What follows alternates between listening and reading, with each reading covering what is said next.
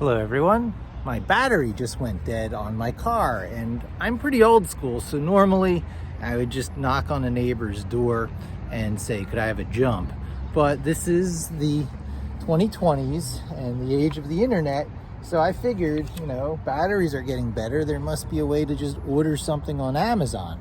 So I got this for $93. It was on sale, and it comes fully charged. They tell you to charge it overnight for 40 hours before using for the first time, but that's not going to happen.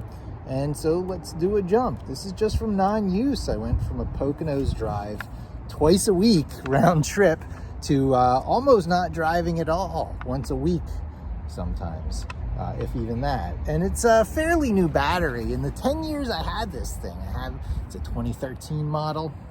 And just before they went all computer electronics, so I'm glad I got the last old school of the Jeep Wranglers. And in all that time, the only thing I ever had to do really was replace a battery, even though I have that Jeep insurance, off-roader Jeep insurance, Pierre or something like that. So I can have lots of repairs done to this, even from accidents and stuff, but I've barely had to tap that at all.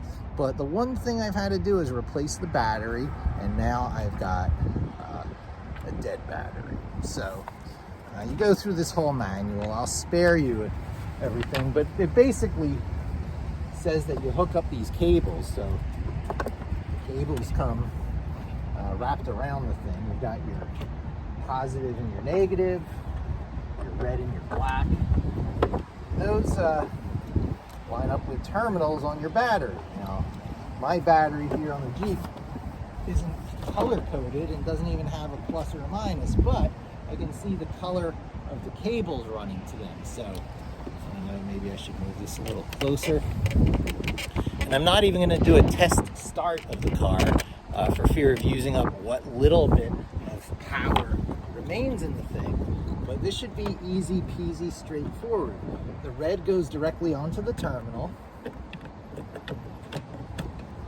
positive to positive, and now the negative is supposed to go somewhere grounded on the body of the car, but I see nothing that's not exposed by paint, which is not the radiator and stuff. So maybe the engine block, that's plastic cover. It just doesn't make sense. So I'm going to use the same place the negative terminal is going to.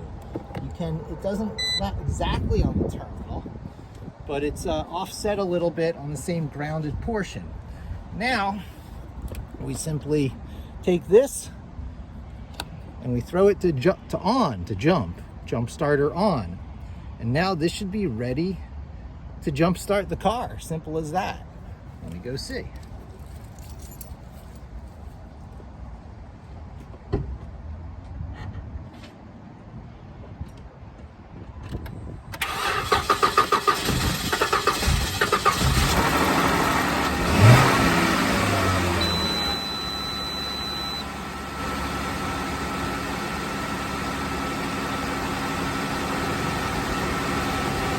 And there it is, car successfully jump started. I guess this is where we turn this off. First, I guess, turn it off, and then we do negative or positive removal and negative removal. And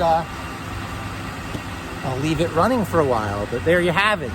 The old school approach, being a member of, I don't know, say AAA, knocking on a neighbor's door, calling a mechanic to come here, all that is over. I now have something that also has an air compressor in it for flat tires, right? It's got these nifty little lights here. It can charge your USB devices. Presumably you could find a way to power a laptop off of this. And to recharge it, you plug it into an extension cord here. So I don't even think it's lithium ion. I think it's like lead acid or something along those lines. But at any rate, it's got a pretty good amperage rating. It can produce a pretty good PSI for inflating a tire, much more slowly than the compressed air stations at the gas station. But nonetheless, neat little device. definitely worth the 93 bucks. Cheaper than it would have been to probably call a place for a jump, and less anxiety than knocking on a neighbor's door saying, gee, could you help me out? So I'll leave it running for a while and I'll fully charge this inside. But honestly, this is something that I will be keeping in my car all the time now. No reason not to, except when it needs charging. So that was the DeWALT DXA3j14. DXA3j14. And 93 bucks on sale at Amazon. It came the next day, and easy peasy, problem solved.